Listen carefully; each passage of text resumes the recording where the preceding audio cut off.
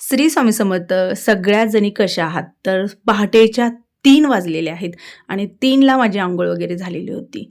याचं एकमेव कारण आता तुम्ही पुढं व्हिडिओ पूर्ण बघा, मी तुम्हाला सगळं शेअर करेन. तर त्याच्या आधी मी काय केलेलं होतं, जवळजवळ 2च्या दरम्यान या सगळ्या गोष्टी ज्या मला पूर्ण दिवसभराच्या द्यायच्या होत्या पेशंटला, त्या सगळ्या मी तयारीच्या म्हणजे जे लागतं ते करून ठेवलेलं होतं. कारण डॉक्टरांनी आम्हाला आदल्या दिवशीच, मी यायच्या आधीच त्यांनी चार्ट आणून दिलेला होता. त्याच्यामध्ये सकाळी 7 वाजल्यापासून संध्याकाळपर्यंत काय काय आहार द्यायचा आहे हॉस्पिटलमध्ये, तो सगळा त्यांनी कंपल्सरी द्यायचाच म्हणून सांगितलेलं होतं. हे एवढं आहे, त्याच्यात काय टाळायचं, काय द्यायचं, कोणते पदार्थ असावेत, कोणते नसू नयेत, हे सगळं ते देतात. मग मी असं विचार केला की मी जर तिथंच जर थांबले नुसतं दादाजवळ, तर ह्या सगळ्या गोष्टी ज्या आहेत स्टेप बाय स्टेप 2-2 तासाला काय द्यायचं आहे, काय नाही, हे सगळं जुळवाजुळव मी शिवानीला तर नाही सांगू शकत. एवढं सगळं हे पण करा, त्यात पाहुणे येणार होते, त्यांचं आणि भरपूर म्हणजे स्वयंपाक पाणी, आपल्या घरातल्यांचं स्वयंपाक पाणी, एवढा सगळा लोड देणं मला योग्य वाटलं नाही. मी असा विचार केला की मी आता घरी जाते, देव पण पुजते, दीपामावश्याचं ते पण करते, रात्रभर थांबते आणि सकाळी सगळं जे काय दिलेलं आहे ते घेऊन येते. ह्या हिशोबाने मी आलेले होते. आणि आता मी दादाला सोडून हालेल असं होणारच नाही आहे, पण ह्या सगळ्या गोष्टी बघणं गरजेचं होतं. म्हणून मग आले. रात्री आल्यानंतर जेवण वगैरे केलं, त्याच्यानंतर एक अर्धा तास पडले आणि मग उठून कुठं काय कपडे लत्ते वरनं खालीपर्यंत जेवढं काय होतं ते सगळं आवरून घेतलं. असं करत करत 2 वाजल्या. 2 ते 2:30 मग बाकीची तयारी, मला काय करायचं आहे, काय नाही करायचं, काय काय सांगितलेलं हे सगळं काढलं. आणि त्याच्यानंतर मी 2:30ला अंघोळ केली आणि 3ला बरोबर माझी देवपूजा सुरू झालेली होती. याच्यामध्ये आदल्या दिवशीचे दिवे होते लावलेले, काही तेल संपल्यानंतर हे झालेले होते, काही अजून चालू होते. आणि चालू दिवेसुद्धा कधीही करायचं नाही, त्यामुळे मी ते साईडला ओढले आणि पहिलं आपलं ते सगळं काढून आपली रेग्युलर पूजा करून घेतली. कारण गुरुवारचा पण दिवस होता, त्यामुळे पूजा सकाळची आजची जी माझी आहे ती ब्रह्ममुहूर्तामध्ये झालेली आहे. खूप छान वाटलं. आणि त्याच्यानंतर मग मी माझ्या पुढचं जे रुटीन आहे माझं स्वयंपाकाचं, त्याला सुरुवात केली. ज्या काही वाती ज्या होत्या त्या वाती आम्ही इकडं तिकडं टाकत नाही. कधीही देवघरामधील कुठलीही वात असू दे आपली, ती इकडं तिकडं पायदळी न टाकता, जे निर्माल्य असतं किंवा जे आपण आंघोळीला पाणी घातलेलं असतं, जे पाणी आपण चांगल्या ठिकाणी ओततो तिथं, आणि जर झाडांना ओतायचं असेल तर मात्र वाती वगैरे काहीही टाकायचं नाही, नुसतं नॉर्मली पाणी. शक्यतो त्याच्यामध्ये पण हळदी कुंकू आपण हे केलेलं असतं ना, त्यामुळे ते केमिकलयुक्त काहीतरी असतं, ते पण बघून टाका. बरेच जण झाडांना पाणी घालतात, पण त्याचा असाही इफेक्ट होतो की त्याच्यामध्ये हळदी कुंकामध्ये, अष्टगंधामध्ये केमिकल असतं, त्यावेळेला मग ते प्रॉब्लेम येतो झाडांना, झाडं मरतात. त्यामुळे खूप विचारपूर्वक प्लेन नुसतं पाणी असेल, जास्त हे नसेल तरच घाला. आता परवा पनीर मी आणून ठेवलेलं होतं आदल्या दिवशी. सागरच्या पोरांनी मला पनीर क्रिस्पी मागितलेली होती, म्हणून सागरला सांगितलं, त्याने मला आणून दिलं. पण दुसऱ्या दिवशी तर आम्ही डायरेक्टली हॉस्पिटल गाठलेलं होतं. मग आता विचार केला की हे पनीर असंच ठेवलं तर पुढं जाते. आता मुंबईची फॅमिली वगैरे यायला लागलेली आहे, घरातले आता 8-9 माणसं तर आहेत. मग स्वयंपाकाचं म्हटलं काय करूया, चला हे पनीरच करूया. आणि बाकीचं मग पेशंटसाठी जे काय लागेल ते डाळ, तांदूळ वगैरे भिजवणं वगैरे, ह्या सगळ्या गोष्टी आहे की 2 तास आधी केल्या तर मग परफेक्ट आपल्याला होतं. मी ही सगळी तयारी रात्री 2:30ला केली होती. कारण काय करू, एकदा जर पुन्हा मी झोपले तर मग मला झोप लागली तर मग उठायचं होणार नाही, आणि मला ते नको होतं. मला वेळेत जायचं होतं, वेळेत करायचं होतं, म्हणून मी झोपलेच नाही. कारण बऱ्याच वेळेला असं होतं की आपण जर आता थोड्या वेळानं उठतो म्हणून जर गेलो तर आपलं शरीर हालू देत नसतं. मग त्याच्यापेक्षा ते करण्यापेक्षा हे बरं म्हणून, आणि माझं वेळेत पण झालं, ते एक महत्त्वाचं होतं. आता पनीरच्या भाजीला टोमॅटो, कांदा, सगळं जे काय लागतं, आलं, लसूण, कोथिंबीर सगळं घेतलं. आणि ज्यांच्या कमेंट येत होत्या की बिया का काढत नाही, त्यांनी आज बघितलं असेल मी बिया काढलेल्या आहेत टोमॅटोच्या. कारण काही गोष्टी खूपच योग्य आहेत, अनुभव घेतलेले असतात त्यांनी, आणि मग ते आपल्याला सांगतात. आणि आपण बऱ्याचशा गोष्टी हलक्यावरती पण घेतो अशा हेल्थच्या, तर त्यामुळे होऊन जातं. कारण असं नाही की बाबा नुसतं टोमॅटोनंच होतं, किती पदार्थ आहेत सांगा ज्याच्यामध्ये बिया असतात. आता जेवढं होता होईल तेवढं टाळायचं. तर मला खिचडी बनवायची होती जी एकदम पातळ असते, तर त्याच्यासाठी डाळ आणि तांदूळ मी थोडंसं भिजत घालून ठेवलेलं होतं. आणि त्यांनी ना मला सगळं माप दिलेलं होतं की बाबा सकाळी ड्रायफ्रूटचा शेक पण द्यायचा होता त्यांना. दर 1.5 ते 2 तासाला त्यांचं ते असायचं की ह्या वेळेला हे तुम्ही एवढ्या प्रमाणातच द्यायचं आहे, जास्त प्रमाण पण नाही, जास्त कमी पण नाही आहे.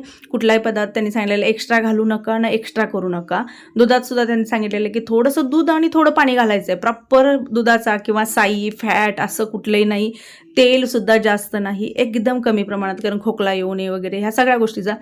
काही दवाखाने असे असतात ना की स्पेशलिस्ट, आता आपला जो हॉस्पिटल आहे ते मल्टी स्पेशालिस्ट आहे, त्यामुळे त्यांच्या तिथं गोष्टीच्या सगळ्या गोष्टी अशा पूर्ण व्यवस्थित देतात, व्यवस्थित सांगतात, सगळ्या गोष्टी प्रॉपर असतात. तर असं आता एका साईडला मी लावून दिलेलं आहे कुकर आणि त्याच्यानंतर पनीर जे आहे ते सगळं मी कट करून घेतलं. पनीर आता त्या दिवशी पोरांनी मागितलं म्हणून मी तयार आणलेलं होतं, अन्यथा मी तयार आणणार नव्हते, घरातच काढणार होते. पण पनीर क्रिस्पीला जर बघायला गेलं तर पनीर असं प्रॉपर पनीर लागतं ना, आपलं घरातलं जे असतं ना थोडंसं असं भरडं होतं. काय कोणास ठाऊक एकदम असं मऊ होत नाही, म्हणजे माझा तर अनुभव आहे, भरडं होतं. लगदा पडतो पण तेवढा असा पाहिजे तसा पडत नाही आहे. असो, त्याच्यानंतर मग आता मी ठेवलेले कढई, थोडेसे शेंगदाणे भाजून घेतलेले आहेत. शेंगदाणे जे आहे ते व्यवस्थित भाजल्यानंतर ते एका ह्याच्यात काढून घेतले, कारण मला बनवायची ते भेंडीची भाजी. मुंबईच्या दादांना भेंडी खूप आवडते, त्यांना सकाळ संध्याकाळ जरी भेंडी दिली तर ते भेंडीच खातील. आणि आता म्हटलं फ्रीजमधलं आहेच तर कशाला ठेवा म्हटलं, आता आणलेलीच होती बाजारातून. बाकी पेशंटला भेंडी वगैरे आई म्हणते द्यायला चालतं, पण मला असं वाटतं की त्याला काटे वगैरे असतात आणि ते जे टाके असतात ना त्या टाक्यांना त्रास होतो म्हणतात, कडला असं खाज वगैरे होणं, असं भेंडीनं वगैरे होतं, गवार वगैरे अशा गोष्टी. असो, आता आईचा पण काय एवढा वर्षाचा अनुभव आहे त्यामुळे ती पण अशी काय सांगणार नाही, तरी पण मी काही रिस्क घेतली नाही. आपलं बाकीच्यांसाठी भेंडीची भाजी, पनीरची भाजी आणि मग एक मटकीची भाजी जी दोघांमध्ये केलेली होती मी, म्हणजे दादाला पण थोडंसं त्याच्यावरचं मला पाणी द्यायचं होतं आणि बाकीच्यांसाठी थोडंसं असं जास्त तडका घालून, कारण दवाखान्यातल्या माणसाचं जेवण असतं एकदम मंदाळणे, ज्याच्यामध्ये मिरचीचं प्रमाण कमी, मसाल्यांचं तर काहीच नाही, किंचितसुद्धा मसाला नसतो आणि मग बाकीच्यांना ते शक्य होत नसतं ना खाणं. तर आता कढईमध्ये थोडंसं तेल ओतले, सगळे मसाले सगळं एकत्रच टाकलं आणि हे जे वाटण आहे ते वाटून घेतलेलं होतं ना ते पूर्णपणे मसाल्यामध्ये मी व्यवस्थित भाजून घेतलं आणि याला पूर्ण तेल सुटेपर्यंत मी असंच भाजून घेतलेलं. तोपर्यंत तिकडं माझी भेंडी तयार झाली आणि हे बघा बनवा. आता हे टोपण बसलं याच्यात अडकून, नंतर मी 15 ते 20 मिनटं आबदून म्हटलं हे अडकलंय ना तर निघालं तर पाहिजेलच, जसं अडकलं तसं निघालं तर पाहिजेलच. पण ते निघतच नव्हतं, काय एअर पकडलेली, काय पकडलेलं देव जाणे, आणि ते डोक्यात आलं नाही माझ्या की हे अडकू शकतं. आणि ते काय म्हणतात की एक्स्ट्रा काही ना काहीतरी होतं म्हणतात ना, तसा प्रकार आहे बघा. तर 15-20 मिनिटांनंतर ते निघालेलं होतं. असं माझी ग्रेव्ही जी आहे ती तयार झाली. त्याच्यानंतर याच्यामध्ये मी ते घातलेलं आहे पनीर. आता थोडंसं पनीर जे आहे ते ठेवलं, कारण दादांसाठी बुर्जी त्यांनी सांगितलेलं होतं की प्रोटीनयुक्त आहे, तुम्ही थोडंफार देऊ शकता. एकदम कमी प्रमाणात तेल आणि हळद, थोडंसं जिरं आणि कोथिंबीर, याच्या व्यतिरिक्त मी काहीही घातलेलं नाही. तिखट तर कुठलंच घातलेलं नाही आहे. एकदम असं मंदाळणी म्हणतात ना अशा पद्धतीनं, आणि थोडंसं चवीपुरतं मीठ घातलेलं आहे आणि मस्त असं तेलामध्ये थोडंसं तुपामध्ये परतवून आहे ना हलकीशी अगदी चिमूटभर चटणी घातली आणि थोडंसं पाणी घालून हे व्यवस्थित शिजवून घेतलं. जी पनीरची आपण भुर्जी म्हणतो ना ती. आता ती करून घेतलेले त्याच कुकरमध्ये मी लावत आहे डाळ खिचडी, जी एकदम अशी पातळ डाळ खिचडी असते आणि जी खायला पण खूप चवीला लागते. कारण जेव्हा लहान मुलं काय खात नसतील किंवा वयस्कर माणसं असतील घरामध्ये आणि त्यांना पण काय तोंडाला चव नसेल, तर अशा पद्धतीनं डाळ खिचडी जर दिली तर खूप आवडीनं ते खातील. मुगाची डाळ जास्त घ्यायची आणि तांदूळ जे आहे ते एकदम म्हणजे त्याच्यात थोडंसं कमी घ्यायचं, म्हणजे 100% मूग डाळ घेतली तर 80% तांदूळ घ्यायचे आहेत. तांदूळ जास्त घालायचे नाहीत, कमीच घालायचे आणि फोडणी हलकीशी द्यायची. आता मी तिथं हलकीशी दिले, तुम्ही जर असं म्हणजे घरी पेशंट आणलं तर मग जिरं, मोहरी, थोडंसं हिरवी मिरची, आलं, लसूण अशी कडक स्ट्रॉंग फोडणी देऊ शकता. पण मला सॉफ्ट पाहिजे होतं त्यामुळे मी सॉफ्ट दिलेलं आहे. आणि त्याच्यानंतर मग सकाळी त्यांनी सांगितलेलं होतं की 7ला थोडंसं ओवा, थोडंसं जिरं आणि लिंबू याचं पाणी पहिल्यांदा द्यायचं, बाकीचं काहीही द्यायचं नाही खायला, ते पहिला द्यायचं. त्यामुळे ते जे पाणी आहे ते मी सगळं भिजत घातलेलं होतं ना, ते सगळं एकत्र करून थोडंसं मी उकळवून घेतले आणि लगेच बॉटल बंद केली, कारण गरम राहावं म्हणून. आरू उठलाय, आरूला कुकरच्या शिट्ट्याचे आवाज ऐकल्यावर 8 वाजलेले किती बघा, 4:45 वाजलेले आणि माझं आरू बाळ उठले. थोडंसं म्हटलं आवरा लवकर, कारण मला झाडझट करून भांडी आवरून गेलेले बरं.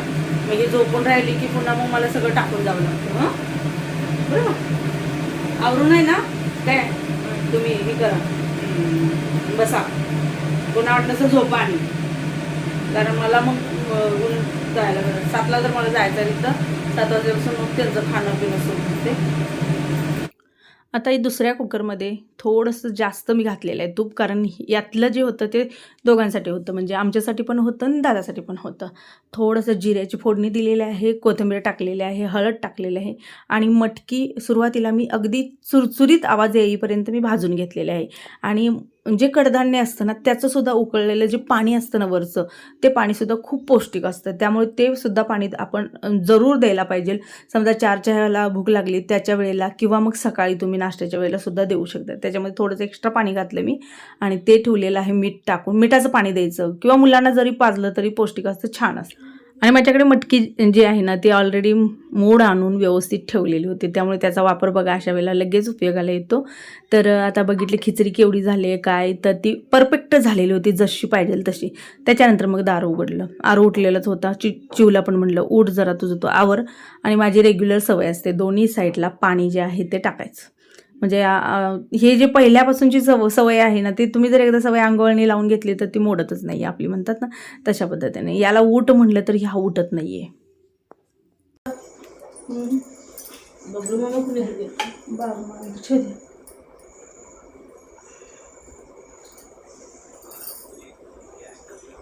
झाडून घे पटकन, म्हणजे ते कसं बसतील तिथं रे.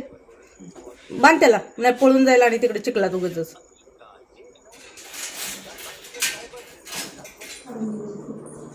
चपले माझ्यावर आठवू बरं काय म्हणले पहिले.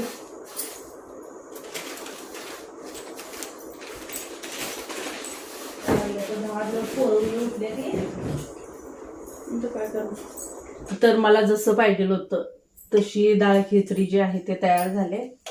आणि हे जे आहे ते एक बघते हे परफेक्ट पाहिजे मला,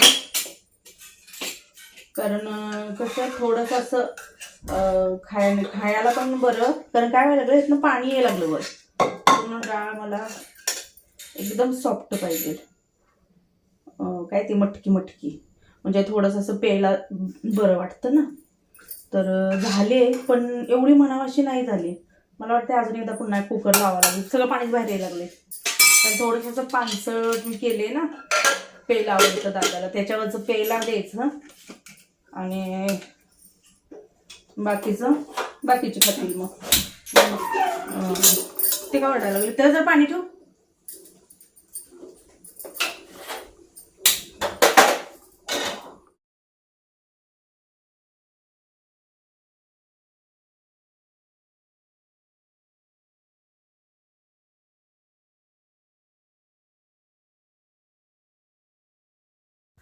आई सुद्धा तिथं झोपली नाही, कारण जेव्हा तुमचं पेशंट असतं ना तर औषध गोळ्या सलाईन रात्रभर सुरू असतात. जे कडेला माणूस असतं त्यानं झोपायचं नसतं. कारण कसं असतं की काही पण असतं ना की बघा आपण तिथं थांबणं किंवा लक्ष देणं गरजेचं असतं. तसं दर 1.5-2 तासाला मी फोन करायची आणि आई मला फोन करायची, बोलायचं. म्हणजे आमची रात्र अशीच होती सगळी. कारण मन तरी लागतं येते तिकडं आपण इकडं, पण हे तर बघणं गरजेचंच होतं सगळं, ते पण बघणं गरजेचं होतं. त्यामुळे दोघीच चालू होतं. रात्रभर आम्ही बोलायचो, रात्रभरी करायचो. त्यांना मात्र औषध गोळ्यांचं हे असल्यामुळे झोप होती जाम. कारण त्या गोळ्याच तशा असतात की बाबा ते एकदम माणूस असं सतत झोपेत राहतं. त्यामुळे ते एक होतं की बाबा आईला थोड्या तासानंतर फोन केल्यानंतर आपलं हां ठीक आहे बाबा तू कर तुझं काम, मी आता आहे जागी वगैरे, ह्या सगळ्या गोष्टी सुरू होत्या. आता शेक केला आणि फ्रीजला ठेवून दिला, कारण तिथं सुद्धा फ्रीज दिलेला आहे आमच्या रूममध्ये. त्यामुळे आम्हाला तिथं जरी नेलं, समजा जरी हे 11-12ला द्यायचं असेल तर आम्ही फ्रीजमध्ये तिथं ठेवू शकतो. सोबत गरम काय करायचं असेल तर त्यांची शेगडी वगैरे, शेगडी म्हणजे ते इंडक्शन असतं ना ते आहे. त्यामुळे जरी मी आता संध्याकाळपर्यंत सगळं मी जेवण नेलं असलं, म्हणजे संध्याकाळी 7-8पर्यंतचं मेनू होतं सगळे, तरी पण तिथं सगळ्या सोयीसुविधा आहेत की ते गरम करायला गरम आहे, थंडला थंड आहे. त्यामुळे प्रॉब्लेम काहीच नव्हता. म्हणून सगळं आपलं जिथल्या तिथं करून घेऊन ठेवलं. थोडासा लिंबू पिळून आता ते बॉटल ठेवून दिली आहे. आणि उपीटमध्ये लिंबू कोण पिळतं का, आता काही जणी म्हणतील, कमेंट येतील, पण एकदा पिळून बघा, चवीला खूप छान होतं. तर मी हा जो नाश्ता आहे ना सगळ्यांसाठी केलता, दादासाठी पण केलता आणि बाकीच्यांसाठी पण केलता. मिरची थोडीशी जास्त होती, यातलं काढून द्यायचं म्हटलं, कारण दिवसभराचं सगळं जेवण जे आहे मंदाळणीचं आहे, त्याला ना काही चव ना काय म्हणतात तसं. म्हणून म्हटलं थोडं उपीट तरी असं त्यांना बरं वाटेल थोडंसं खायला. आता पनीरची भाजी जी आहे ती माझी प्रॉपर झालेली होती. त्याच्यानंतर मग वरचे डबे सगळे काढून घेतले, ते सगळे धुतले, कारण खूप दिवस वरती डबे टाकलेले होते. आणि भांडी एवढी झालीत ना, ते इकडचं तिकडं, तिकडचं इकडं, इकडचं तिकडं, तिकडचं इकडं. तर आता सगळं भरलं आणि याच्यामध्ये पोरांचे पण डबे मी भरून घेतले, म्हणजे दोघांना म्हणलं तापच नको. डबे सगळे जे भरून ठेवले, जे शेक जे केलेलं आहे पोरांसाठी ते काढून फ्रीजमध्ये ठेवते. आता झाडझाटप करते. आता टायमिंग जे आहे ते बरोबर 6 वाजलेले आहेत. परफेक्ट वेळेत माझं झालंय बघा. अरुणदार झाडले, त्यामुळे आता मी घरातलं पटकन झाडून काढते. बाकी रोजच्या काय करत बसणार नाहीये. आता किती वाजलेत बघा, 7 वाजलेले आहेत. आता चला मी बाहेर पडतोय. भाई बॅगा घे पटकन, चल. मी रसिका मामीला सांग मी नंतर करते म्हणा, तिथे गेल्यावर फोन. हॅलो, नंतर करतो. मी करते का तुला फोन? भया घे पर्स घालत्यात, उशीर झालाय, चल लवकर. पर्स दे हातात. ओके दिदे सगळं हे करून मशीन आल्यानं लाव, कपडे फक्त टाकून जा, खटका मार बंद करून जा, वरचं सगळं लाईटी बंद करा. आरू जाताना टोटल लाईटी बंद, गॅस खालनं कॉक जो आहे तो बंद कर. नाही घेतलं, 2 चमचे टाक. गॅस बंद कर खालनं, लाईटी सगळ्या बंद कर, नीट कुलूप घाल, चावी ठेवू. तिथं मला टेन्शन आहे की वेळेवर द्यायचं वाट बघत बसले ती. मी 6:30ला जाणार होती तिथं, पण काय करू तिथं बघा, हे सगळं घर आवरलं, मी पूर्ण किचन आवडलं, सगळी भांडी घासून सगळं ठेवली, का तर हिला ताप नको मग येतं आणाय बरं पोतं. चप्पल बरं चल चल तू मामाकडे, मामाला बोलू बाहेर. टायशू आरू दादा घालतोय बरं का जेवायला, आम्ही ती गेलो की लगेच घाले ना खाऊ बरं का. पॅन तुडी ए पॅन तो नाही बोलायचं. दीदी शेक केलाय, शेक पी आणि पहिला कॉक बंद कर खालनं याचा. तर काही ताईंच्या अशा पण कमेंट आहेत की ताई आम्हाला अर्जंट आता पारायण वगैरे करायचे आहेत, व्हिडिओ बनव. तर आता ह्या काही दिवसात मला झाल्यावर मी बनवणारच आहे, पण तुम्हाला जर लगेच तुम्ही पारायण करणार असाल, तुम्हाला लगेच करायचं असेल, आता श्रावण सुरू झाल्या तर बघा माझ्या व्हिडिओची वाट बघण्यापेक्षा मी गेल्या वर्षी ज्या पद्धतीने केलेलं आहे, मी स्टेप बाय स्टेप सगळ्या डिटेल्स दिलेल्या आहेत, तो व्हिडिओ तुम्ही बघा. मी तर आता व्हिडिओ करेनच, पण आता हे सगळं पुढचं होऊ द्या माझं, मी व्हिडिओ बनवेन. पण त्याच्या आधी जर तुम्हाला करायचं असेल तर तुम्ही फक्त प्रांजल शिंदे शिवलीला अमृत पारायण असं म्हणून सर्च करा. टोटली दिलेले जेवढे काय व्हिडिओ आहेत ते सगळे व्हिडिओ येतील आणि मग त्या हिशोबाने तुम्ही पारायण जे आहे ते करू शकता. तुम्हाला 5 मिनिटं रिकामं सोडायचं फक्त. बघ की आता का उतरला तुम्ही.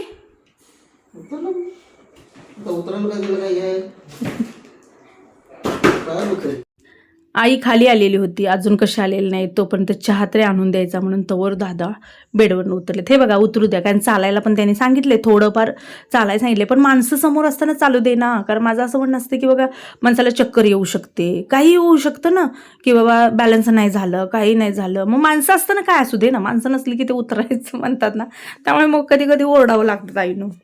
डॉक्टरांनी दिलेल्या लिस्टनुसार मी चालल्या आणि मला निवळ येड्यात काढायला. डॉक्टरांनी स्टेप बाय स्टेप सांगितलंय. आई म्हणते पहिला चहा आणि बिस्किट दिली, त्यांनी त्यात चहा बिस्किट 4ला दिले. 4ला का दिलं असेल त्यांनी चहा बिस्किट. पहिला ही जिरा वॉटर, त्याच्यानंतर हे का पोटाला जड होणे, ॲसिडिटी होणे, पित्ताचा त्रास होणे, कारण चहा बिस्किटनं होते. तर सासू त्यातलीच, ते जावाय पण त्यातलंच. चालत चालत प्यायचं आहे, चालत.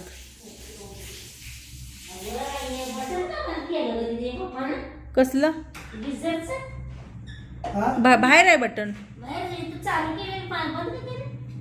आता काय दुखत नाही ना ते पोटाचं टाकवते.